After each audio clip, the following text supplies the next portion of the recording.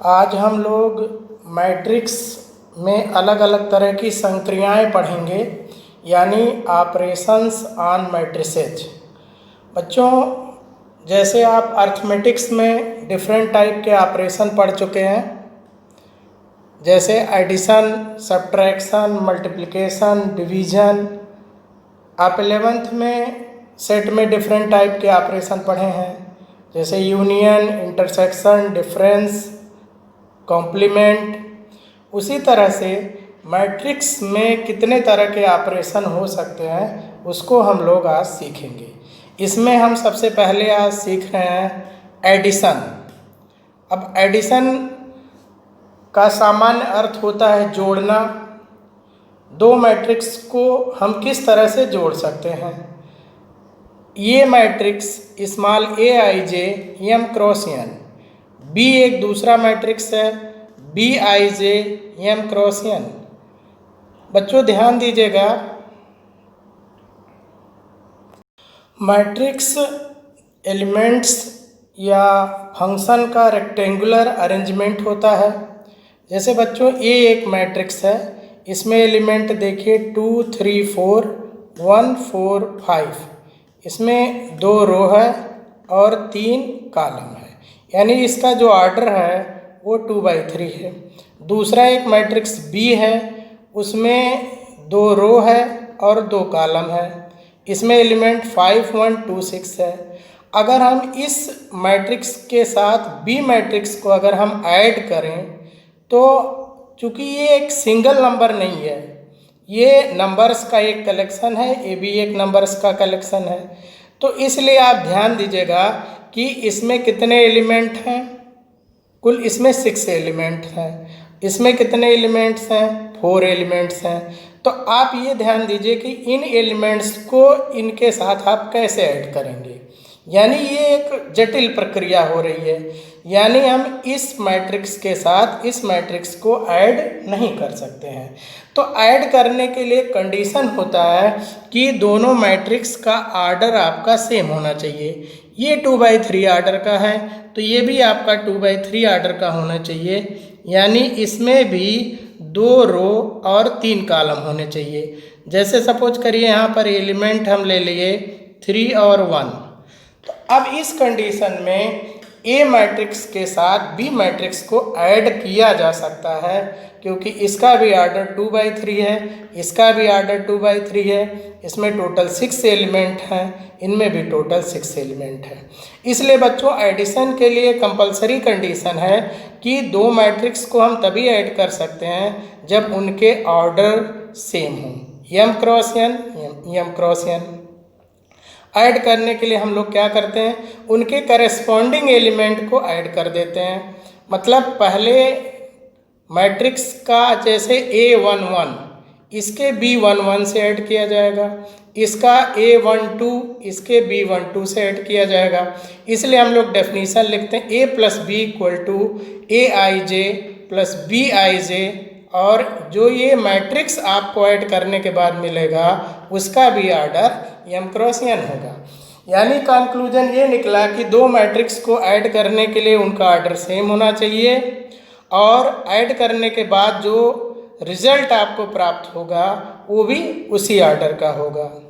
तो अब आइए हम लोग एक एडिशन देखते हैं। यह एक मैट्रिक्स A है, यह मैट्रिक्स B है, इसका भी आर्डर 2/3 है, इसका भी आर्डर 2/3 है। तो ध्यान दीजिएगा, जब आप A + B करेंगे तो किस तरह करेंगे। पहले मैट्रिक्स को आपने नोट कर लिया, ये पहला है। दूसरे मैट्रिक्स को आपने यहाँ पर लिख लिया। अब किस तरह से ऐड करना है, इसमें जो करस्पॉन्डिंग प्लेस के एलिमेंट होंगे उन्हें आप ऐड करेंगे।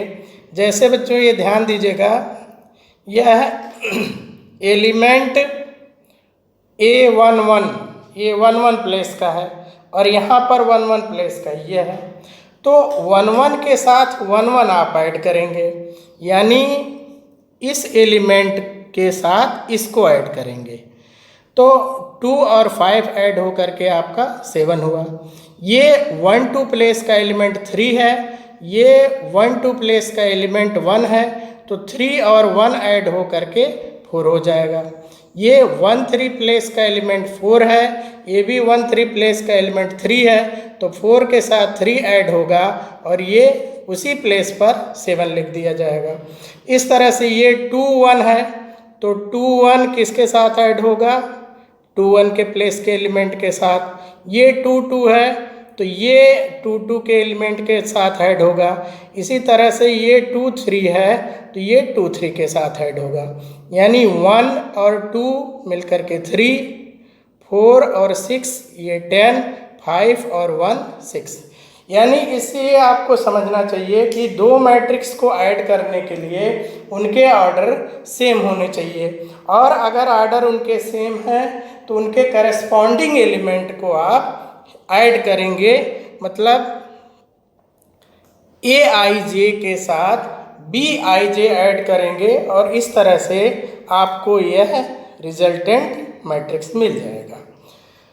इस एडिशन प्रोसीजर की कुछ प्रॉपर्टीज होती है, उसको भी हम लोगों को याद रखना चाहिए। उसमें से कुछ आप ध्यान दीजिए। सबसे पहली प्रॉपर्टी बच्चों होती है कम्यूटेटिव लॉ। इसको हम लोग कहते हैं क्रम विनिमय नियम। यानी ऐसा ऑपरेशन जिसमें अगर हम ऑर्डर को चेंज कर दें तो उसके रिजल्ट पर कोई इफेक्ट नहीं पड़ेगा। यानी अगर ए प्लस बी, पहले ए मैट्रिक्स है उसके साथ बी मैट्रिक्स आप ऐड करिए, या बी को पहले रख करके ए को बाद में रखिए, तो इस एडिशन प्रोसीजर से वही रिजल्ट प्राप्त होगा। तो A plus B equal to B plus A, ये आपका पहला रूल हुआ कम्यूटेटिव लॉ।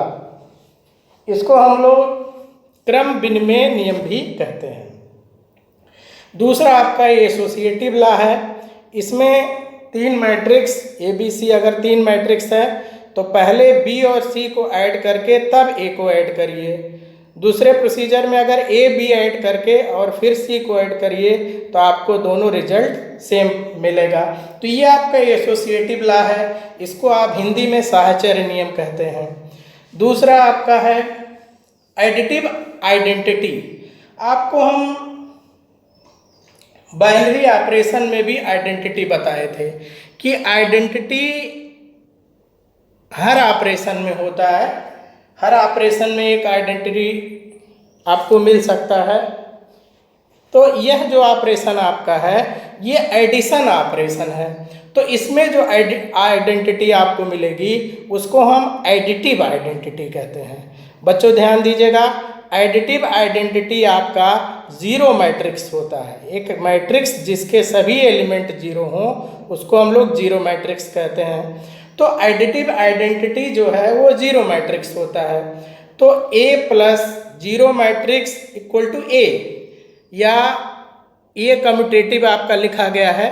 रूल ये है कि अगर किसी मैट्रिक्स के साथ ऐसी मैट्रिक्स जिसे ऐड करने के बाद उस मैट्रिक्स पर कोई इफेक्ट ना पड़े उसको हम लोग एडिटिव आइडेंटिटी कहते हैं। तो बच्चों जो जीरो होता है वो एडिटिव आइडेंटिटी होता है। इसी तरह से इनवर्स आपको बताया गया था, एडिटिव इनवर्स। तो एडिटिव इनवर्स कैसे आप समझ सकते हैं? एक मैट्रिक्स ए है, उसके साथ बी एक दूसरा मैट्रिक्स लीजिए और उसको आप ऐड करिए। ऐड करने के बाद अगर आपको ये आइडेंटिटी मिल जाता है तो ए का इनवर्स बी हो जाएगा। यानी आप इसको लिख सकते हैं कि A plus B equal to B plus A equal to additive identity यानी जीरो मैट्रिक्स। तो अगर ए प्लस बी या बी प्लस ए करने पर एडिटिव आइडेंटिटी आपको मिल रहा है तो ए मैट्रिक्स का बी इनवर्स होगा। वैसे बच्चों ध्यान दीजिएगा कि एडिटिव इनवर्स निकालने के लिए आप सीधे किसी मैट्रिक्स का नेगेटिव कर देते हैं। तो यह आप स्केलर मल्टीप्लिकेशन में अभी सीखेंगे। अब हम लोग एक दूसरा ऑपरेशन देख रहे हैं, डिफरेंस। इसको आप सब्ट्रैक्शन भी कह सकते हैं बच्चों। तो जो कंडीशन एडिशन में होता है वही कंडीशन आपका सब्ट्रैक्शन में ही होता है। यानी ए एक मैट्रिक्स है A I J M cross N, B एक दूसरा मैट्रिक्स है B I J M cross N.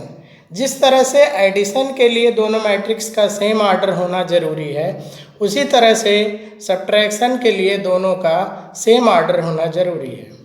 अब अगर हम ए मैट्रिक्स में से बी मैट्रिक्स को सब्ट्रैक्ट करेंगे तो A minus B equal to A I J minus B A I J M cross N. यानी जिन दो ऑर्डर के मैट्रिक्स हुए रहेंगे उसी ऑर्डर का आपको डिफरेंस भी मिलेगा। यानी बच्चों बिल्कुल सीधा सीधा है कि जिस तरह से हम एडिशन में करस्पॉन्डिंग एलिमेंट को ऐड करते थे, उसी तरह से यहाँ हम करस्पॉन्डिंग एलिमेंट को सब्ट्रैक्ट कर देंगे। अब ये एक मैट्रिक्स है बच्चों, इसमें एलिमेंट 2 3 4 1 4 5 है। बी एक दूसरा मैट्रिक्स है, उसमें एलिमेंट है 5 1 3 2 6 4। दोनों का ऑर्डर सेम है 2/3 2/3। अब हमको निकालना है डिफरेंस यानी a माइनस बी। यह हमने a मैट्रिक्स नोट कर लिया 2 3 4 1 4 5 और दूसरा मैट्रिक्स b 5 1 3 और 2 6 4। दोनों मैट्रिक्स आप लिख लिए। अब आपको क्या करना है कि जिस तरह से ऐड करते समय आप करस्पॉन्डिंग एलिमेंट को ऐड करते थे, उसी तरह से यहाँ पर करस्पॉन्डिंग एलिमेंट को सब्ट्रैक्ट करेंगे। यानी a11 से b11 आप सब्ट्रैक्ट करेंगे तो 2 माइनस 5 ये आपका -3 हो गया, यह 3 माइनस 1 2 हो गया, 4 माइनस 3 1 आपका हो गया। अब आप सेकेंड रो पर आ जाइए। ये एलिमेंट आपका है a21, तो a21 को सब्ट्रैक्ट करेंगे b21 से तो 1 माइनस 2 ये हो गया -1, 4 माइनस 6 ये आपका -2, 5 माइनस 4 1। सब्ट्रैक्ट करते समय साइन आप ध्यान देंगे, जैसे ये 1 माइनस 2 तो ये -1 हो रहा है, इसको आप गलती से +1 न लिखिएगा। तो बिल्कुल इजी प्रोसीजर आपका है। जो रूल आपका एडिशन में है, करस्पॉन्डिंग एलिमेंट हम ऐड करते हैं, उसी तरह से हम लोग सब्ट्रैक्शन में भी करस्पॉन्डिंग एलिमेंट को सब्ट्रैक्ट करेंगे। अब बच्चों हम लोग सीखते हैं कि अगर कोई मैट्रिक्स दिया गया हो, उसके साथ हम किसी नंबर को किस तरह से मल्टीप्लाई करेंगे। यानी मल्टीप्लिकेशन बाई ये स्केलर। स्केलर का अर्थ नंबर से आप लगाएंगे। ए एक मैट्रिक्स है A I J M cross N. इसमें अगर हम k से मल्टीप्लाई करेंगे इस मैट्रिक्स में, तो इस k का मल्टीप्लाई इस a मैट्रिक्स के सभी एलिमेंट में हो जाएगा। जैसे बच्चों ध्यान दीजिएगा कि ये एक मैट्रिक्स है, अगर हम इस मैट्रिक्स में 7 से मल्टीप्लाई करें तो 7 का मल्टीप्लाई इसमें इसमें इसमें इसमें इसमें और इसमें, मतलब इन 6 एलिमेंट्स में सबके साथ होगा। ये आपको ध्यान देना है। तो इस तरह से ये डेफिनेशन लिखा गया के ए इक्वल टू के ए I J M cross N, यानी उसके ऑर्डर पर कोई इफेक्ट नहीं पड़ेगा। अब एक एग्जांपल देखिए। एक मैट्रिक्स है 2 कॉलम 2 3 1 4, ये एलिमेंट है। इसमें कितने एलिमेंट है बच्चों? 4। अब हम इस मैट्रिक्स में मल्टीप्लाई करेंगे अगर हम 5 से, तो 5 ये लिखा गया और ये मैट्रिक्स आपने लिख दिया। तो ध्यान दीजिए कि इस एलिमेंट का सभी एलिमेंट्स में मल्टीप्लाई होगा। तो 5 2 जा 10, 5 3 जा 15, 5 1 जा 5 और 5 4 जा 20। तो ये आपका सिंपल प्रोसीजर है मल्टीप्लिकेशन बाय ए स्केलर। इसका रिवर्स प्रोसीजर आप ध्यान दीजिएगा बच्चों। अगर किसी मैट्रिक्स में आप कुछ कॉमन करते हैं, सपोज करिए कि आप इस मैट्रिक्स में 100 कॉमन करना चाह रहे हैं, तो इसमें सभी एलिमेंट में आप 100 से डिवाइड करेंगे। यानी मल्टीप्लाई होगा किसी नंबर से तो सभी एलिमेंट में मल्टीप्लाई होगा। अगर आप कुछ कॉमन करते हैं तो सभी एलिमेंट्स में से आप कॉमन लेंगे। इस बात को आपको ध्यान में रखना है। अब यह अलग विषय है कि यह एलिमेंट फ्रैक्शन में हो जाएगा। अब जैसे बच्चों ध्यान दीजिएगा कि अगर आप इनमें 10 कॉमन करेंगे तो यहाँ 1 हो जाएगा और यहाँ पर 1/2 हो जाएगा। तो एलिमेंट्स भले ही फ्रैक्शन में हो जाए लेकिन कॉमन आपको सभी एलिमेंट्स से करना है। अब हम लोग मल्टीप्लिकेशन ऑपरेशन को देखेंगे कि एक मैट्रिक्स का दूसरे मैट्रिक्स के साथ हम किस तरह से मल्टीप्लाई कर सकते हैं। बच्चों मल्टीप्लिकेशन के लिए कुछ स्पेशल कंडीशन है। आप किसी भी दो मैट्रिक्स को आपस में मल्टीप्लाई नहीं कर सकते हैं। मल्टीप्लाई होने के लिए क्या कंडीशन है आप ध्यान दीजिएगा। ए एक मैट्रिक्स है m क्रॉस n ऑर्डर का, बी एक मैट्रिक्स है n क्रॉस s ऑर्डर का। तो उसी कंडीशन में आप a से b में मल्टीप्लाई कर सकते हैं। यानी आप हर मैट्रिक्स को मल्टीप्लाई नहीं कर सकते हैं। अब कंडीशन क्या है बहुत गौर से ऑब्जर्व करिएगा। a एक मैट्रिक्स है m क्रॉस n, b एक मैट्रिक्स है वो n क्रॉस s। तो आप इसमें देखिएगा इसमें भी n है इसमें भी n है। यानी पहले मैट्रिक्स में नंबर ऑफ कॉलम्स, बच्चों आप गौर करिएगा जो आप ऑर्डर लिखते हैं रो बाई कॉलम लिखते हैं, ये कॉलम है, ये भी आपका रो बाई कॉलम, ये आप रो लिखे हैं। तो यहाँ पर ध्यान दीजिएगा ये दोनों n सेम है। यानी number of column in first matrix is equal to number of rows in second matrix. ये कंडीशन आपका होना चाहिए, number of columns in A equal to number of rows in B. अब इस कंडीशन में अगर आप बी को पहले और ए को बाद में रख देंगे तो ये कंडीशन आपका फुलफिल नहीं होगा। इसको एक सीधे तरीके से आप समझ सकते हैं। पहले मैट्रिक्स का ऑर्डर लिखिए और दूसरे मैट्रिक्स का ऑर्डर लिखिए। ये जो बीच वाली दोनों डिजिट है, बीच वाले जो दोनों नंबर हैं, ये दोनों सेम होने चाहिए। और अगर ए और बी का मल्टीप्लाई करने पर सी मैट्रिक्स आपको मिल रहा है तो सी किस ऑर्डर का होगा उस पर भी डेफिनेट रूल है।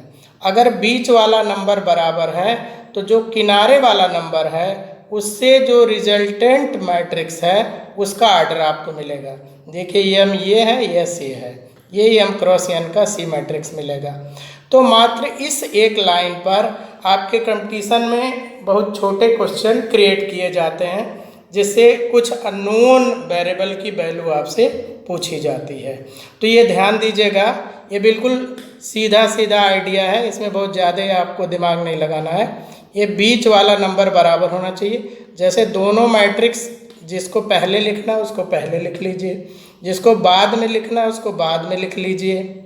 इस कंडीशन में आप ए बी या बी ए दोनों नहीं कर सकते हैं। बच्चों ध्यान दीजिएगा, जो मल्टीप्लिकेशन प्रोसीजर होता है वो कम्यूटेटिव लॉ को होल्ड यूजुअली नहीं करता है। यानी ए प्लस बी या बी प्लस ए दोनों इक्वल नहीं होता है, आप दोनों बराबर नहीं कर सकते हैं। तो अगर आपसे ए बी पूछा गया है तो पहले आप ए मैट्रिक्स लिखेंगे और उसके बाद फिर आप बी मैट्रिक्स लिखेंगे। तो आप इसको कैसे याद करेंगे, बीच का नंबर बराबर होना चाहिए और किनारे वाले मैट्रिक्स से जो रिजल्ट मिलेगा उस मैट्रिक्स का आपको ऑर्डर मिलेगा। अब आइए इस पर कुछ एग्जाम्पल लेते हैं।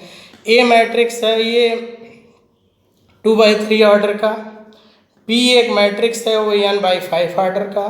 तो जो रिजल्ट होगा वह किस ऑर्डर का होगा और इसमें क्या आप बता सकते हैं। तो ध्यान दीजिएगा कि ये 4 और n इक्वल होना चाहिए।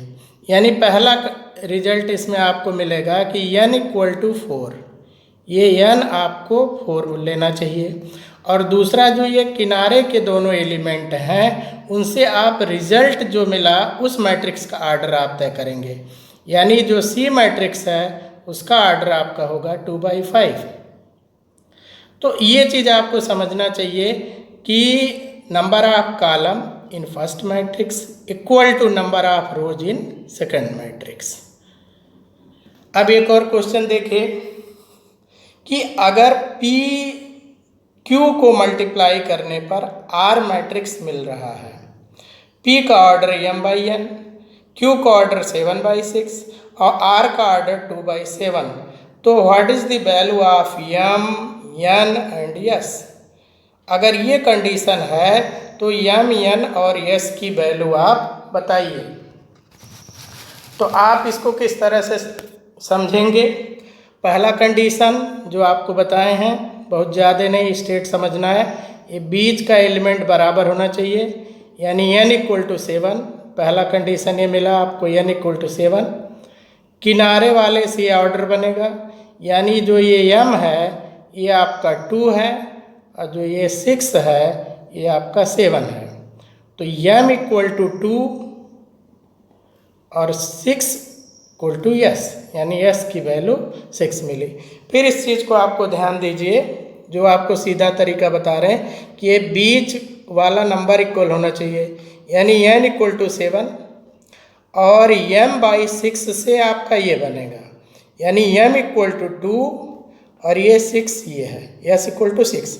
इस तरह से आप इस चीज़ को कह सकते हैं, यानी दो मैट्रिक्स को मल्टीप्लाई होने के लिए उसमें इस कंडीशन को आपको ध्यान में रखना ज़रूरी है। अब इसके बाद हम लोग सीखते हैं कि दो मैट्रिक्स को हम किस तरह से मल्टीप्लाई करेंगे। बच्चों, मल्टीप्लाई करने के लिए जो हम लोग मेथड अडॉप्ट करते हैं उसको रो बाई कॉलम मेथड कहते हैं। तो आइए हम लोग सीखते हैं कि किस तरह से आप मल्टीप्लाई करेंगे।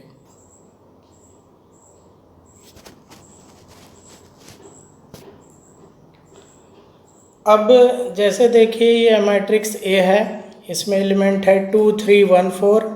दूसरा मैट्रिक्स बी है, उसमें एलिमेंट है 5 2 7 3। इसका ऑर्डर 2/2 है और इसका भी ऑर्डर 2/2 है। तो पहले हम लोग देखते हैं कि इसका मल्टीप्लाई होगा या नहीं होगा, और होने के बाद उसका जो रिज़ल्ट है वो किस ऑर्डर का होगा। तो पहला मैट्रिक्स 2/2 ऑर्डर का, दूसरा भी मैट्रिक्स 2/2 ऑर्डर का।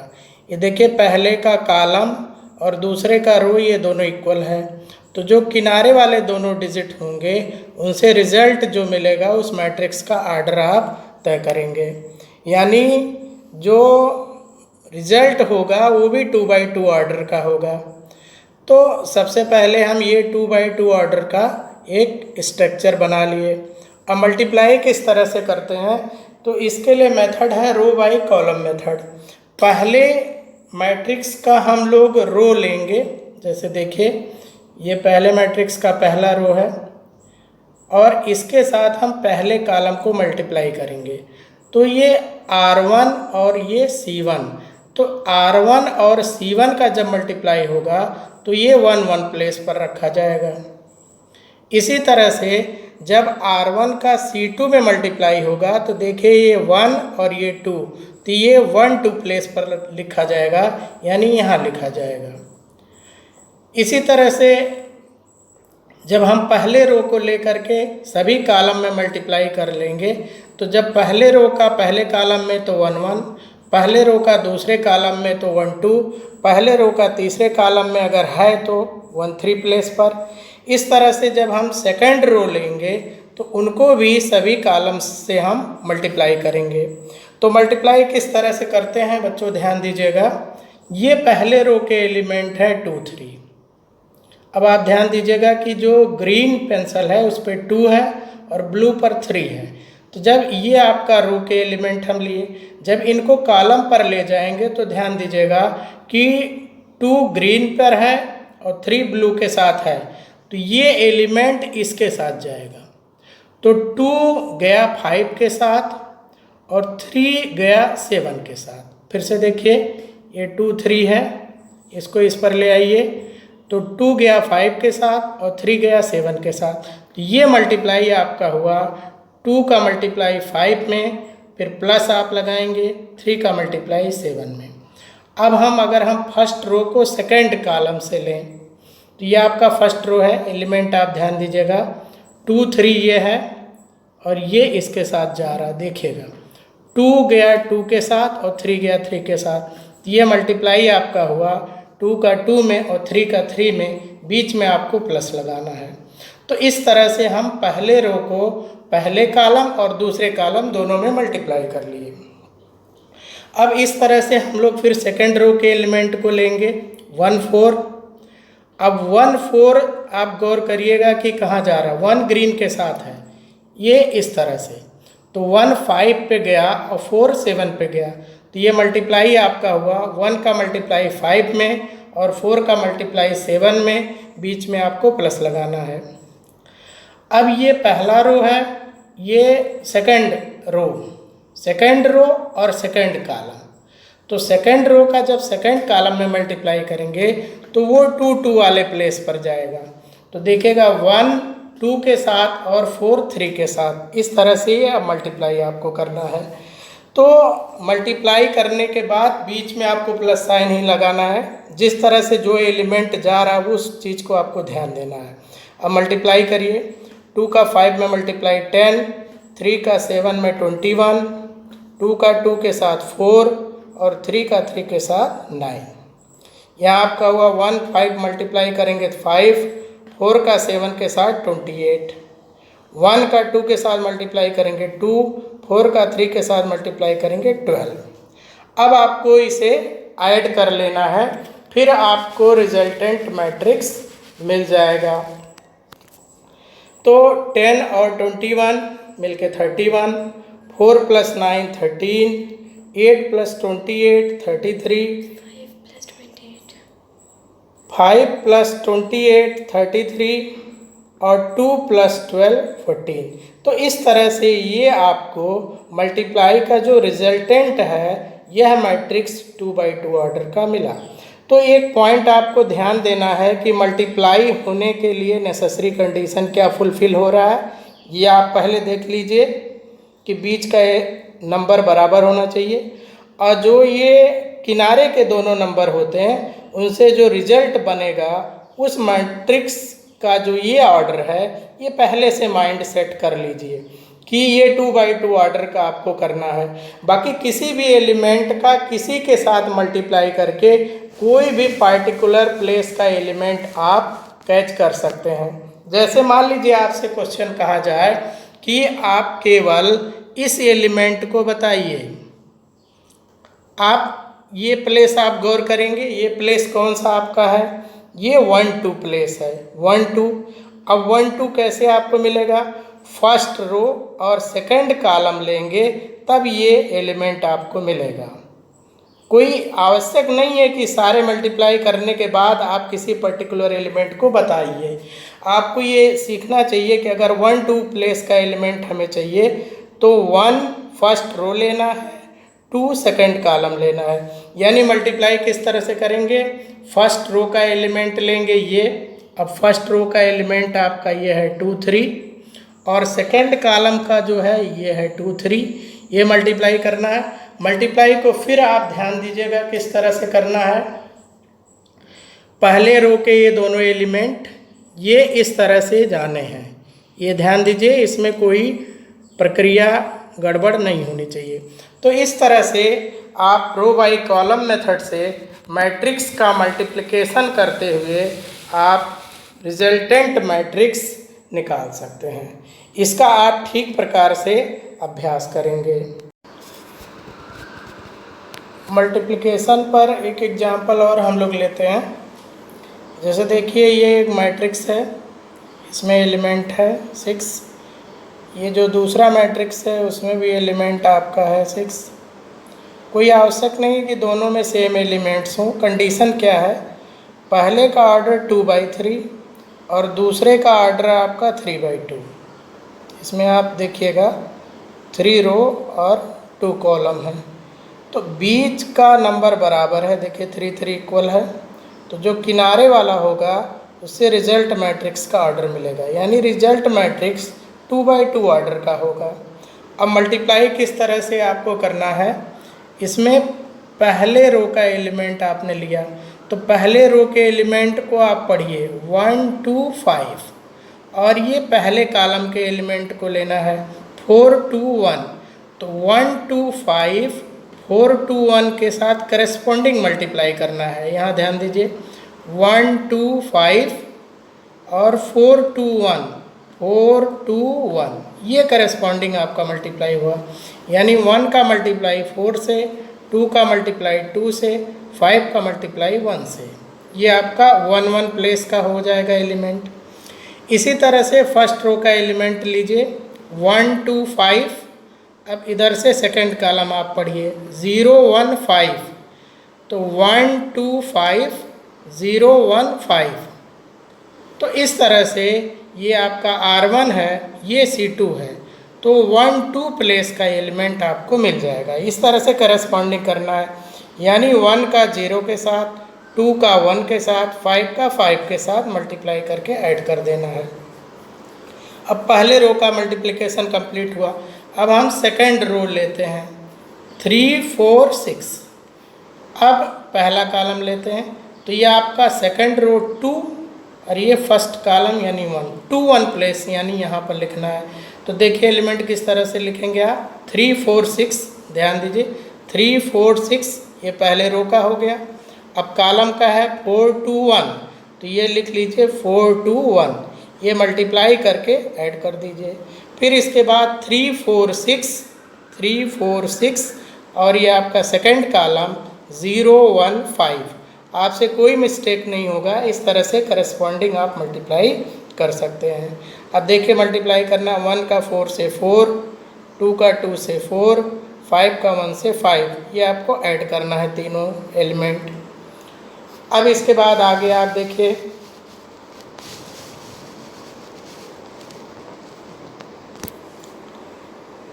1 का 0 में 0, 2 का 1 के साथ मल्टीप्लाई 2, 5 का 5 के साथ 25। अब यहाँ आ जाइए 2 1 प्लेस पर, 3 का 4 से 12, 4 का 2 से 8, 6 का 1 के साथ 6। फिर यहाँ 3 का 0 से मल्टीप्लाई 0, 4 का 1 से मल्टीप्लाई 4, और 6 का 5 से मल्टीप्लाई 30। अब इसको आपको ऐड कर देना है, 4 + 4 + 5, ये आपका 13 हो जाएगा। 12 + 8 + 6 26 आपका हो गया। 25 + 2 27 हो गया। 30 + 4 34 हो गया।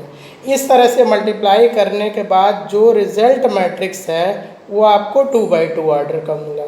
तो इस तरह से मल्टीप्लिकेशन के लिए नेसेसरी कंडीशन वो आपको सबसे पहले देखना है कि ये जो बीच के दोनों नंबर हैं वो दोनों इक्वल होने चाहिए। पहले मैट्रिक्स का आप ऑर्डर लिखेंगे और उसके बाद फिर दूसरे मैट्रिक्स का ऑर्डर लिखेंगे, और उससे ये आप देखेंगे बीच का नंबर बराबर होना चाहिए और किनारे वाले से रिजल्ट मैट्रिक्स का आपको ऑर्डर मिलेगा।